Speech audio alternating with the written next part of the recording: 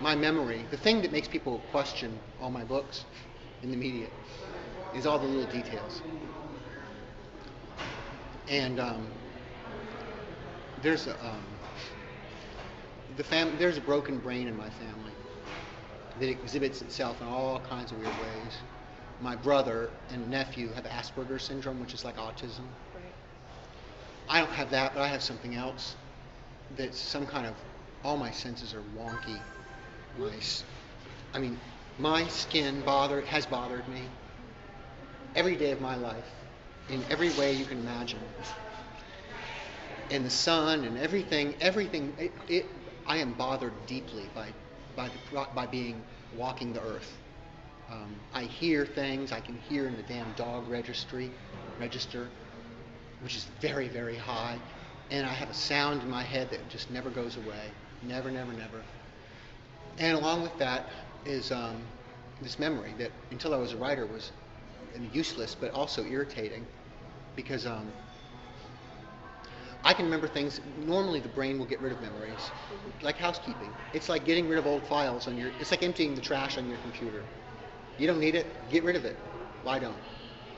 Now, it's not everything. There are some people who have a disorder and they remember every moment of every day they've ever lived. It's very rare, but it exists and it's being studied. It's fascinating. I don't have that. What I have is something that's very selective, and I don't select it, but some things exist in the back. It's like I've got this big, huge closet, and I open the door, and I can point my head to a certain time, and sometimes there's stuff there. And when there is, it's like it's a movie. It's a little movie. It's like a home movie. So it's visual because it's a movie. I see things and write them down. And that's why I've always believed in the veracity of what I write, because it's I'm looking at it. I can see it. So, but unless you have that, it would seem very weird. I can see how that would seem very weird. But when I was going down to Australia, I couldn't read for some reason. I thought to myself, I'm not going to have that. It's possible I'll lose that memory thing. I might lose these memories I have of him, of George. The biggest event of my life. It was it turned out to be,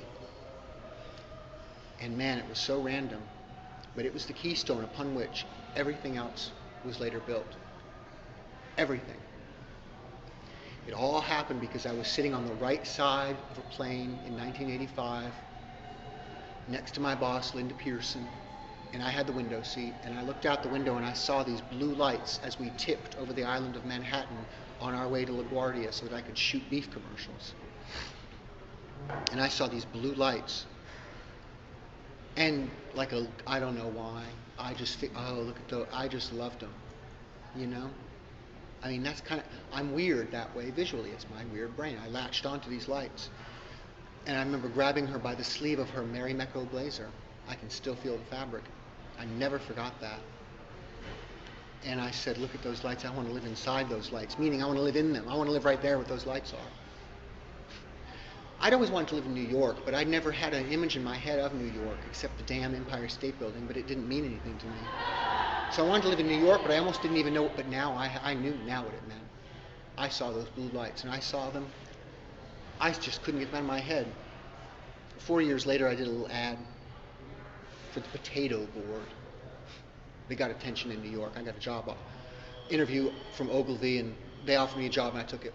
And the person in human resources said, well, you're going to need to have an appointment. You're going to need to find a realtor, a broker.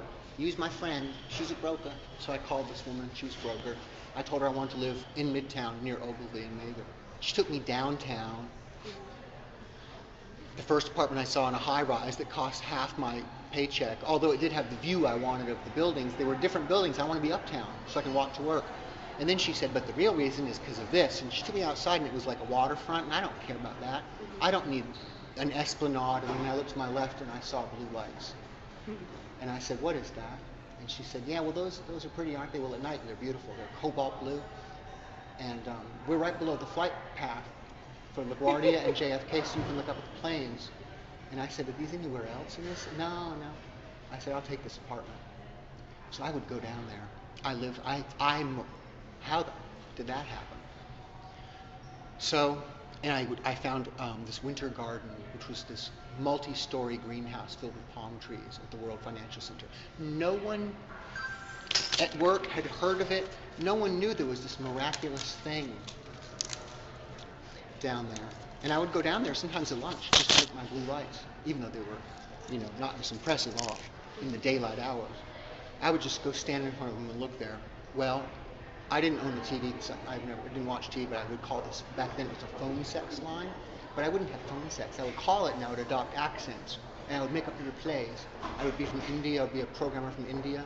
I would try to get people talking and to see how convincing I could be. Well, I was never very good at it, I guess, because everyone hung up on me. But I never stopped. Sometimes I would end up talking to somebody for, I'd get them hooked, but then I would be able to refine the accent that didn't work. But only one person stayed on the phone. For my whole play, one person stayed on the phone. And we agreed to meet the next day, which was Valentine's Day. And he suggested where to meet. He said, you know where the Winter Garden is down? I said, I live right near it. You're the only person that ever mentioned it to me. Well, he worked right near it. And I said, what's your name? He wouldn't tell me his name. That's, I think, in the book. And I went there, and I walked down those steps. He didn't even tell me his name or what he looked like. Just meet me in front of Rizzoli. Well, in front of Rizzoli, my God, there were dozens of people that day. But I knew him. There was something inevitable when I looked at his shoulders. There was something about him. I saw him, and I didn't see anybody else. First thing he said as I approached him, and I was trying to think of what to say, but he turned around because he saw me first. He saw my reflection. And he looked at me and said, I was hoping it was you.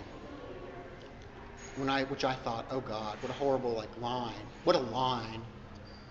Although I don't think I really thought that. Well, I didn't know it then, and I didn't know it for years and years later. He didn't even tell me what that meant. I assumed it was because he'd seen my reflection. I looked and you could see the stairs in the window. He was looking in the window. That's not what it meant. He meant at lunchtime when I go sit underneath the blue lights, one day all of a sudden this blonde guy shows up and he's looking at him. And he's looking 5 feet ahead of me and he doesn't look at me ever. And I kept thinking I would come on the weekends sometimes. I became obsessed with this guy. And then I met this guy on a phone sex line. And I thought to myself, standing there waiting for you, oh, I hope it's that guy from the... And it was. It was him. So, all that happened with him. His brother was a book jacket designer. We would buy those book jackets. And when he died, his mother gave me a box of belongings. None of them were mine. She didn't have any idea what was mine and what wasn't. But in there was one of his books. Years later, I wrote television, tried to get it published, and no agent wanted me. I didn't know what I was going to do, but I had this box, and it was that weird old book. I was ruined. I just decided I'll read the book. I read the book. It was funny. It was a funny book. It was funny kind of in a similar way. So I looked at the author, and there was his name. I thought, well, I'm going to write him. I'll ask him who his agent is. He told me, and that was the only agent out of every single agent that I contacted that said, messenger that manuscript uptown to me right now. He took me on, and he corrected that manuscript line by line with the most basic corrections imaginable. Spelling, cat is with a C, not a K. No judgment. And he's been my agent ever since. Now, he also said to me, with television, he said, there's only one editor in town who's going to buy this. No one else will. She will, though. She's in Germany right now. Well, she loved it. Now, the timing was such that after it was, bought, I realized, all right, I'm ready now. I am me. For the first time in my life, I am me. I'm going to date someone. And that's when I met Dennis. I met him 2 weeks before television was published.